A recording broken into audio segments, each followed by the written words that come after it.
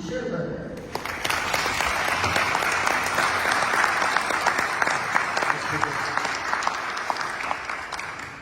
Good morning. I love seeing all these friendly faces here. So Tom and I are going to share with you a personal journey, or a personal story of moving through Tampa's shrinking media landscape. As we were working on this, though, we realized it's not so much shrunken as it has been shattered. So we'll talk about that. Right, so I moved here from Virginia in 1980 to work for the Tampa Times. At that time, there were 5 daily newspapers covering these 2 counties, Pinellas and Hillsborough. There were the St. Pete Times, the Evening Independent, the Clearwater Sun, the Tampa Tribune, and the Tampa Times. 2 of them were evening newspapers. 2 of those were afternoon papers, the Tampa Times and the Evening Independent. Anybody remember afternoon newspapers? It's a whole category of daily newspapers that have disappeared.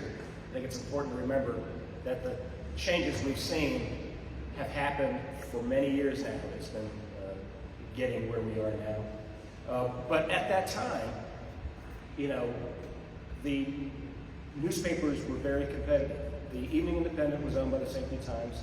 The Tampa Times was owned by the Tampa Tribune. Yet we were extremely competitive with each other.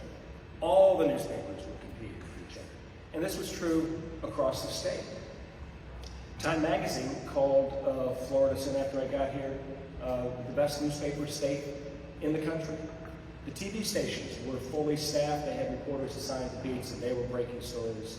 The radio stations had reporters covering beats, same kind of thing. It was a very exciting time for newspapers, and it was good for readers, obviously. I remember in my first week here, I covered a story. I was covering City Hall. Bob Martinez was the mayor, and Cuban Americans were rallying every night in McFarland Park on behalf of fellow Cuban Americans who had taken over the Peruvian embassy. I don't know if anybody remembers that, but soon the Mariel boat lift would be started. And he kicked them out of the park. And the next day was in the front page of the New York Times. Also the next day, some adventure hit the Sunshine Skyway, also on the front page of the New York Times. You know, I thought I died and gone to newspaper heaven. It was just the greatest thing for a reporter. I was 25 years old, you know, and it was wonderful. But unfortunately, as I mentioned, I worked for an afternoon newspaper. And you know, the model of the afternoon newspaper was you had to get your story in by noon, so the paper could be delivered to the driveway by 5 o'clock, so Dad could get home and pick up the newspaper and go to the living room, put his feet up, while Moms cooked dinner for the family. And of course, those days were long gone. That was not happening. And the other thing that happened really was television. Television was killing afternoon newspapers. People didn't need it anymore to find out what happened that day. They could just turn on the TV. So within 2 years, after I got the Tampa Times, the Times folded. Within a couple of years, the Evening Independent over St. Pete, it folded. And even the Clearwater Sun, which was a morning newspaper, it folded, leaving 2 newspapers, Tampa Tribune and the St. Pete Times. So I entered the Tampa Bay media market in the early 1980s when Tom said there were only 2 newspapers left. My very first news job was actually at WUSF FM radio, where Pat Kemp, now a Hillsborough County Commissioner, hired me. She was the news director. She gave me my first news job at WUSF. I also had a low-level job at the Tribune. I was called a copy kid, which meant I literally made copies and answered the phone. But I managed to turn that into a job as the music critic for the Tribune. I thought she was way too cool for me. And Tom and I both worked there around the same time, and it was very fat times for newspapers. They had a lot of money. There were bureaus everywhere. The Times had a bureau in Paris. They had a Latin American correspondent that was headquartered in Miami. The newspapers covered not only city council and county commission, but actually had reporters going to the housing authority meetings and to SWIFT meetings, and because they were in the bureaus, they had lots of reporters. In the features department where I worked, we had Martha was there. But we also had, and Diane was in the Tribune too at the time, I believe. Tom was there, you were all there. But we had, in the features department, we had a music writer, a movie writer, a TV writer, a food writer, an art writer, a theater writer, a classical music and science writer, and 2 fashion writers. 2 fashion writers in Tampa in the 1980s. If that is not money to burn, I don't know what is. As Janet mentioned, there was a lot of money. The newspapers were making profit margins were pretty high. And both newspapers were expanding north and south. They were distributing newspapers from Sarasota all the way up to Citrus County. That was very expensive. And eventually, before I get that, they weren't really competing on their home turf. The St. Pete Times treated Tampa like it was a foreign land. They had 2 or 3 reporters here, and the Tribune did the same thing. Over in Pinellas, they had a couple of reporters. Was there a gentleman's agreement not to compete? Yeah, probably, but at the same time, they knew it was going to be very expensive once they really went after each other. Well, in 1988, that's what happened. The Times decided to invade Tampa, opened up a big office in downtown Tampa, and then soon the Tampa Tribune did the same. They opened up bureaus all over Pinellas County, and they opened up bureaus all over the state, really. It was incredible. Doyle Harbour was the new editor, and he wanted to cover everything from the big scrub to the Okeechobee, as he used to say, and he did. They had lots. Oh, yeah, the Times started stealing reporters from the Tribune, including Tom. Yes, so let me just say, that was the last great newspaper in America. And it went on for 30 years. And as Janet said, they kind of stole reporters from each other. I spent 5 years at the Tribune and then went to the Times. Now, the Times spent a lot of money.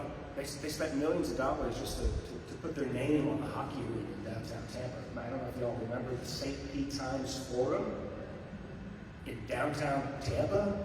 It's kind of confusing. We encountered people in downtown St. Pete looking for the St. Pete Times Forum. I'm like, you got a little ways to go.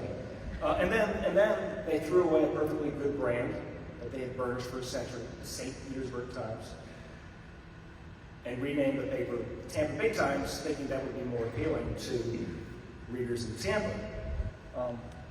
Only problem was the business of newspapers hadn't changed. Anybody tell me what is the business of newspapers? Advertising. Exactly. More than 90% of the revenue came from advertising, and they had pretty much a monopoly on print advertising. Classified advertising. It was a profit center until Craigslist came along. When the internet rose up and tore their business model apart. So when I got to the Times in 2004, 2003 it was, I had spent 11 years working in communications at the University of South Florida. It was a very different place than when I had worked at the Tribune in the 1980s. So we had put the paper online, the newspapers were going online, we were doing blogs. We had the Buzz blog, so we were getting stuff up right away. We had a lot of debates about, do we break this online? Do we wait till the next day when the paper prints and break the story in the paper? Tom was assigned to the Now desk, where he was up in the morning, trying to get stuff online right away. It was like the afternoon newspaper would come back to life. But social media at that point was a blip. So 2003, when I went back to the Times, Facebook was just for college students. People did not have Facebook pages. We had MySpace, but we did not have Facebook pages. And within just a few years, we had discovered, as reporters, we could use Facebook actually for reporting. That if somebody's name came up in a story, we could go online. I remember that moment, like, oh my God, look at this Facebook thing. You can find out all kinds of stuff about people and put it in the paper.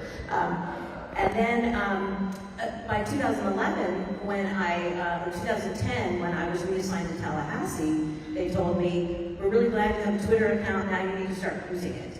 Because when I got up there, we had Matt Gaetz tweeting from the House floor.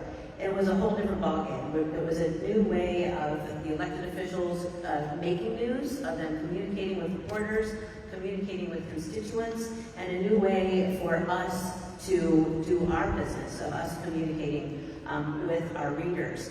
But it was still, they were still struggling. By the time in 2011, when I got an offer to go work for the airport, the same day I got my offer, the Times was announcing layoffs and pay cuts. So they didn't counter offer. And by 2012, dozens of journalists had been laid off, including very senior folks. There was one particular editor who was laid off, and I thought, they're going to lay him off.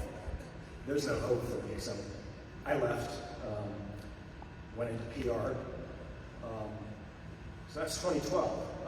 By 2016, I'll never forget this. Jan and I are flying back from Europe, and we're over Greenland, and I get a news alert on my phone that the Times had bought the Tribune and was going to shut it down and lay off virtually all of their reporters and editors. Newspaper war was over. The Times had won. Paul Tash said that he decided to close the Tribune because he did not think that this market was big enough for two daily newspapers. And here we are in 2024, and apparently it's not big enough for one daily newspaper because the Times, while it publishes online every day, only prints twice a week. People may not realize this. This is the largest media market in the country without a daily newspaper.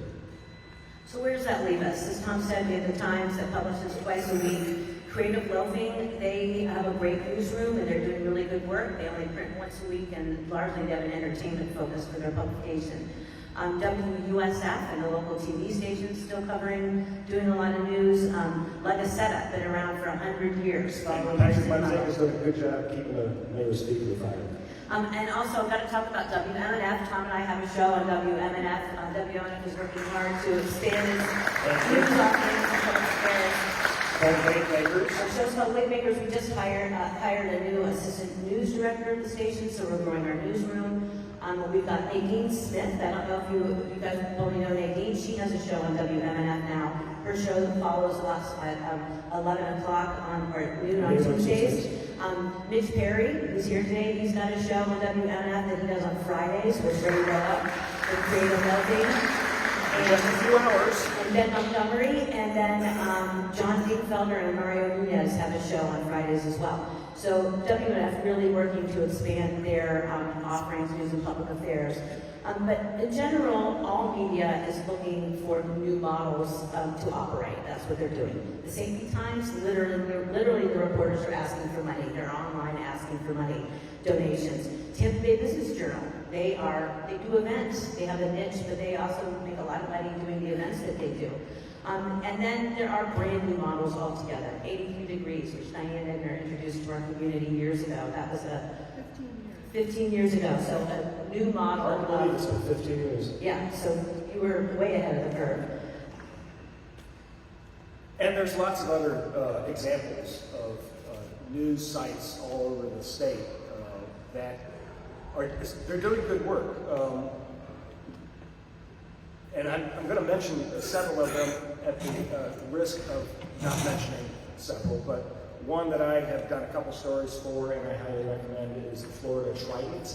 It's an online news site started by Barbara Peterson, who used to run the First Amendment Foundation. They broke probably the biggest political story of the year last year involving the Republican Party chairman, Zegers. Axios Tampa Bay. Axios is part of a national media company, and they have 3 reporters based in the Tampa Bay area, and they're creating electronic newsletters every day. So you can subscribe to that to catch up on their idea of what the daily news is. You've got Florida Politics, which is the online website that Peter Schorsch, the former political consultant, or maybe he is still a political consultant. A lot of questions about his business model and its influence on the news that he puts out. Then we've got Mitch Perry with the Florida Phoenix. Again, the Florida Phoenix is a nonprofit news site based in Tallahassee that covers a lot of state government and politics from a progressive perspective, I would say. And then you have some newer things like the Fresh Take Florida. Fresh Take Florida is a news service that has been started by the University of Florida's Journalism School. And their stories are being picked up by mainstream media. The Tampa Bay Times, you can find one online today. There's a new service in Florida that's based in Tallahassee. The Florida Bulldog has been around for a number of years, doing really good work, investigative work out of Broward County. You got smaller groups like the St. Pete Catalyst, St. Pete Rising. They're both online news sites, niche, kind of covering development and technology and things like that. The niche seems to be the way to go. With the internet, you can either make money like New York Times was by having a huge audience you can get Apple to advertise, or it's a very, very small market niche. That's what Peter Schorsch has done. He's focused strictly on politics. And then you've got independent journalists. If you've never heard of Jason Garcia, I encourage you to Google his name and follow his work. He's one of the best reporters covering state government and the legislature. And he publishes on Substack, which is a new format that allows journalists to make money to support the work that they do. And then, really, there's all of you, citizen journalists. We're kind of all journalists now. Anybody look at Nextdoor? Anybody? Come on, you can admit it. You look at Nextdoor. I mean, I get a lot of news from Nextdoor. Sometimes it's even accurate. And my neighbors, because it's kind of like back in the old days of hanging out with your neighbors and swapping stories of going down to the general store or the post office to find out what's going on. That's where we are now. They are creating content, and everybody's a journalist. Yeah, I also just want to mention Ed Nolly, who's here. He also has a radio show on WTAN, so if you want to hear that, talk to him about it and find out when that airs. And next door, think about somebody like Stephanie Pointer, who you all know. She's here, I think, comes fairly regularly here.